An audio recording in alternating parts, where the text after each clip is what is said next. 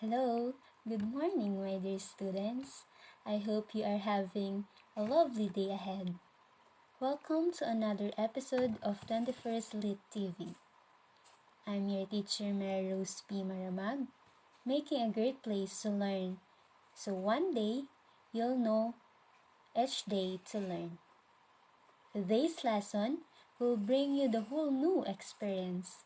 Let's experience the classic, the traditional, and the old poetry. Are you ready? So, have you heard or have you learned the term metrical patterns? If yes, let's first acknowledge. If not, watch and listen more to this episode. In metrical patterns, we have to remember that there is the presence of poetry. But what is poetry? Poetry means definition. It is being understood using a more critical mind. It expresses the deepest thoughts of feelings and of the writers. It uses figurative languages and it is intended to be sung. Though poetry is not our center of discussion for today, we're going to use as our basis for analysis of the metrical poetry. Moving on, we have what we call traditional poetry, whereby it follows fixed patterns and it has definite rhyme schemes. Meaning, traditional poetry follows a definite standard. Speaking on the rhyme scheme, what is this? Traditionally, these are the words in each line which have same end rhyme. Example, Hackery duck, the mouse ran up the clock. Hackery and dickory rhyme together. Duck and clock rhyme together too. We have more examples like bright, light, eye, symmetry. Oh, maybe you are wondering why I pronounce it symmetry. That's the pronunciation based from the poem of Mr. William Blake, which is the tiger. Tiger, tiger, burning bright, in the forest of the night, what a mortal hand or eye could frame the fearful symmetry? Okay, that is what it rhymes. And here, finally, our main lesson is the metrical patterns. What is metrical pattern? First, we take note what is meter. Meter, it is a unit of rhyme in poetry which focuses the pattern of beats. Remember, that's the pattern of beats. Meaning, how are we going to read a line in a poetry? How are we giving or how are we going to deliver a poem? Meter is also called foot or fit.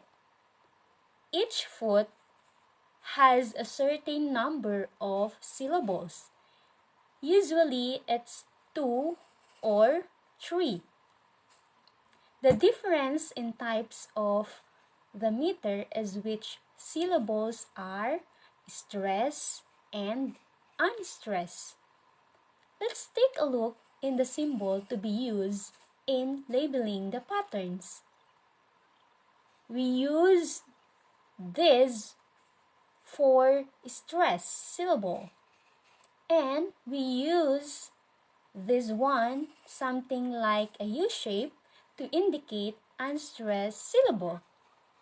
Moreover, we use the sound dum or dum for stress syllable, da for unstressed syllable, and the dum or dum da For instance, we're going to pronounce the word today as in T-O-D-A-Y,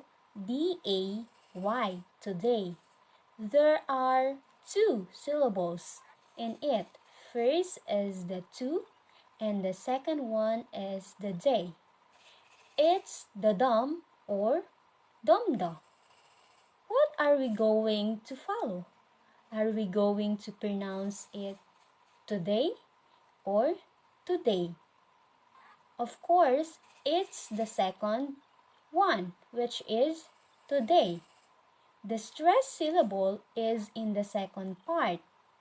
Also, the next slide is very important. Why? How do we name such a meter? How do we call a line having 3 feet, 2 feet, or the like? Look at this. Okay, how can we call them?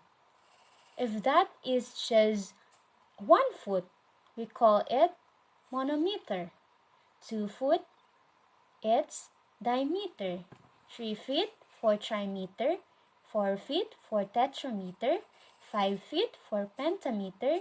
6 feet for hexameter. 7 feet for heptameter. And the last one is 8 feet for octameter. Did you get it right? Okay, excellent.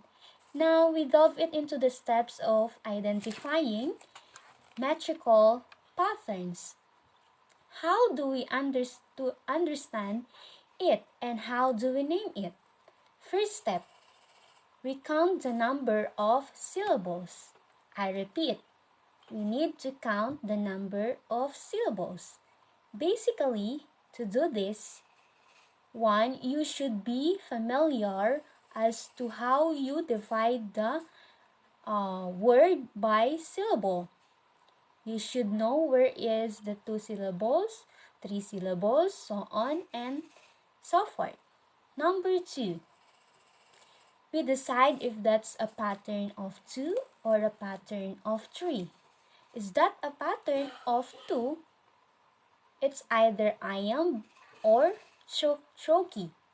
Is that a pattern of 3? It's either anapes or dactylic or dactyl.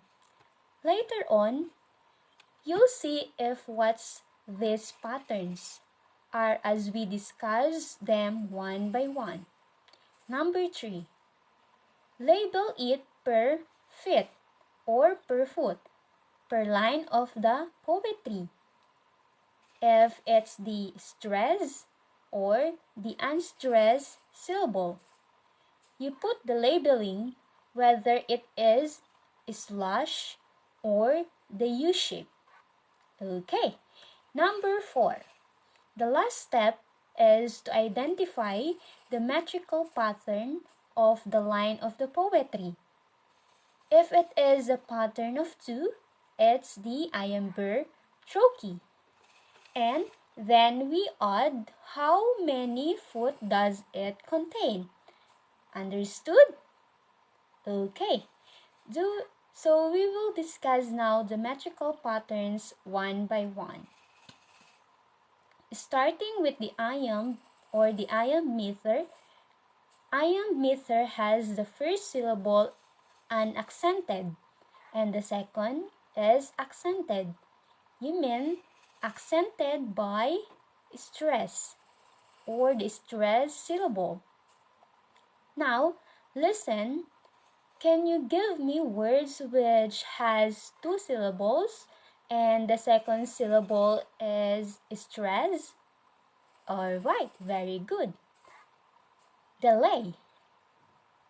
D is the first syllable and lay is the second syllable. Second one or any other example? Attack. Very good. A is the first syllable and tack is the second syllable. Whereby the second syllable, there is the stress 1. These 2 words have syllables which are stress and you can find it at the second syllable. Let's take a look on this example. An excerpt from the Sonnet 18 of Mr. William Shakespeare. The line is, "Shall I compare thee to a summer's day?" So we remember the first step as what we need to do on the first step is we need to count the number of the syllables. So we need to count how many numbers, we need to count the number of syllables in the line. Shall I compare thee to a summer's day? So how many syllables do we have? Okay, very good. We have 10 syllables. Since that 10 is, if we divide it, it is a pattern of 2 or 3. Possible, of course, that is a pattern of 2 because it is divisible by 2. What wasn't it? Is it iamb or trochee? Should you be reading it as, "Shall I compare thee to a summer's day?" Or, "Shall I compare thee to a summer's day?" So we need to decide what is it. How do you read it? What's better or which is better? Or we're going to read it as the usual manner?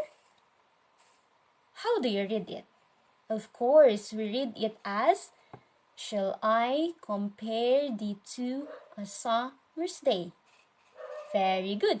After doing so, we label it by the syllable.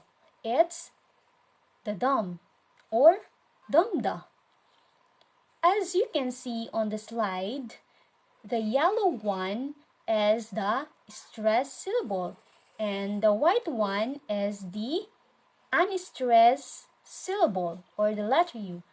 Therefore, because it is unstressed stress pattern, this line becomes an iambic. And how many is, or it does have on this line? It has 5 divisions. Why 5 division? Let's see. Let's take a look on the good example again.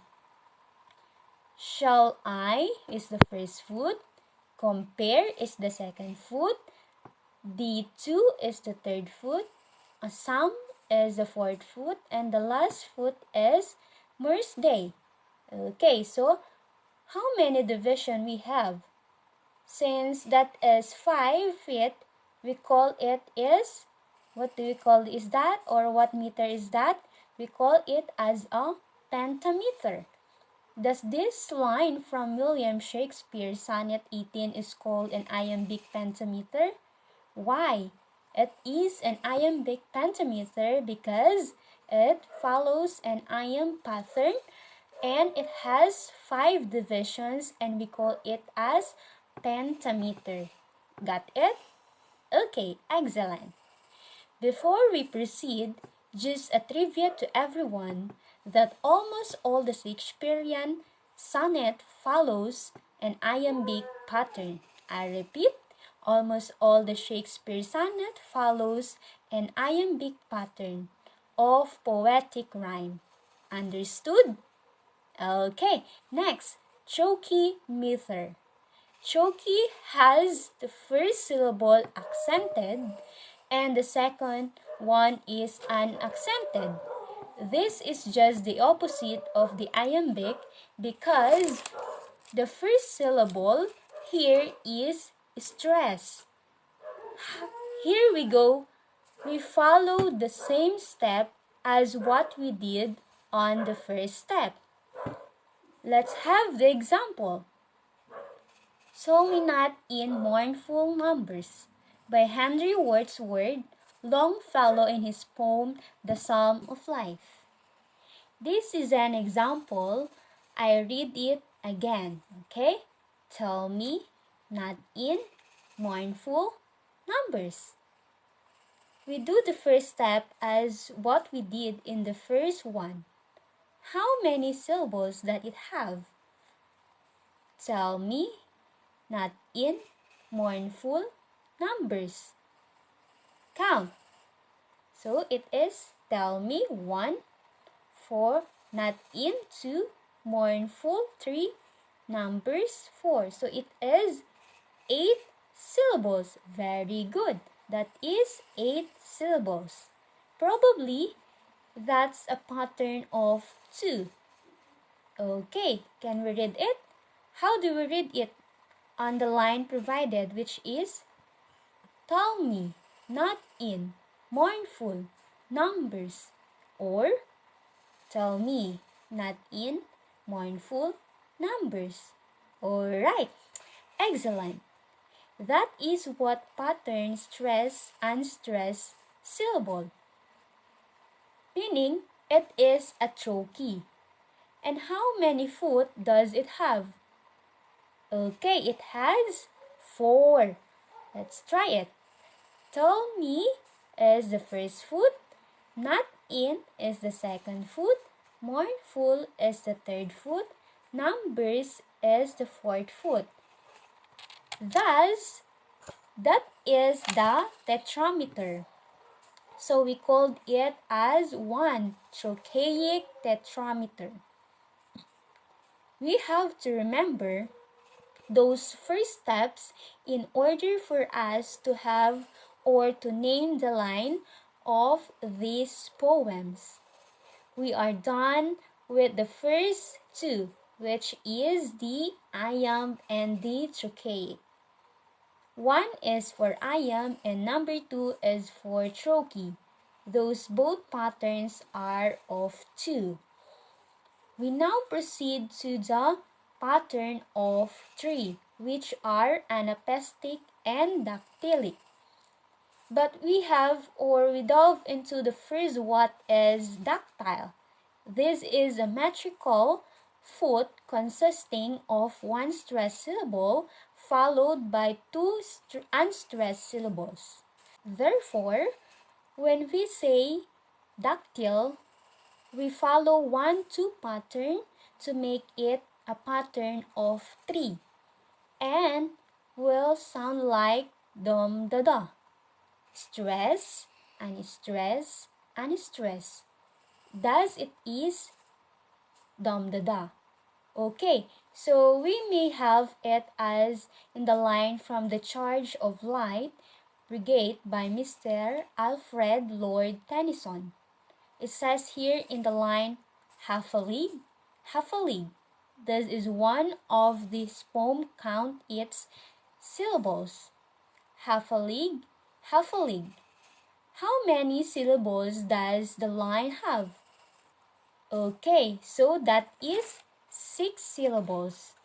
That could be a pattern of 2 or a pattern of 3. But we decide how do we read it. Is it half a league, or half a league, or half a league?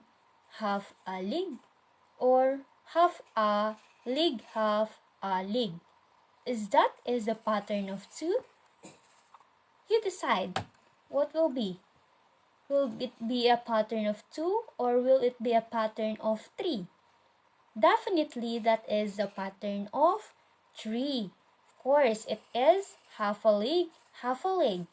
Then we put a label where is the stress and where is the unstress. So the stress is on the half a league. Very good. We follow stress, unstress pattern. Therefore, it is a trochaic. But the question is again, how many foot? We have 2. Very good. We have 2 feet. And if it is 2, that will be diameter. Thus we called it this line from Mr. Tennyson as what is the pattern? That is trochaic. And how many foot that is have? It is 2.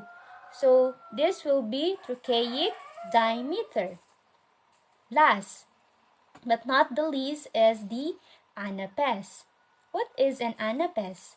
Anapest meter, this has first two syllables, which is unaccented, and the syllable is accented. Just like the trochee and the iamb, this is just the opposite of the dactyl. So we followed unstressed, unstressed, stress pattern. Remember that the syllables or the last syllables is the unstressed, rather it is the stress one. Let's have this example. And the sound of the voice that is still from Break, Break, Break from Mr. Alfred Lord Tennyson. What is the line? And the sound of a voice that is still. How many syllables do we have? We have 9 syllables, correct? And the sound of a voice that is still, so it is 9. Should that be a pattern of 2 or a pattern of 3? Yes, that's a pattern of 3. We divided it by 3. What is the first syllables? What's the next 3? And what is the last 3? Again, please look at this example. Let's take a look. How do we divide it? Very good. So, the first 3 is, and the sound of this, the second 3 is of the voice, and the last one is still. How do we read it? Is it and the sound of the voice that is still, or and the sound of the voice that is still? You might be laughing, so you're correct. On the way, how do we read it? It is and the sound of the voice that is still, or and the sound of the voice that is still. Of course, the second one, that's correct. It's exactly an stress pattern. That is the last type of our metrical pattern. Okay, very good. This line then is what metrical pattern. That is an anapestic. And how many divisions do we have? We have 3. So what do we call that? Is 3 feet? Okay, so that is trimeter. Trimeter because it is 3. Does this line from the poem is called anapestic trimeter? Correct, you get it, class. Okay, that's good to hear. We'll summarize then before we do to the activity. We will have the sum up of our lessons, which is, let's remember all of this. The first one is metrical patterns are present, especially in traditional poetry. Why? It is because they follow patterns. Number 2, identification of foot or feet is very important. Number 3, following the steps to name the poetic line is also very important. And the last one, number 4, is don't forget the 4 pattern or the 2 iamb for and trochee, pattern of 3 rather, which is anapest and dactyl. Okay, those are the metrical patterns which we have learned today. Very good. Now I know you're ready to do the activity, so please don't forget to open your modules. It's under the activity number 1 in module 5. Please do this on pages 26 to 29. For if you do have any other questions, please contact me, or if you have inquiries, please let in this subject matter today, please reach me at 0935 303 5278. I repeat, if you have any queries or questions regarding our subject matter for today, our discussion for today, you can reach me at 0935-303-5278. That's all for this morning episode, class. I hope you learn something and I hope you can apply this in your daily life. This is your teacher Rose or teacher Mary Rose Maramag of the 21st Lit TV. Goodbye.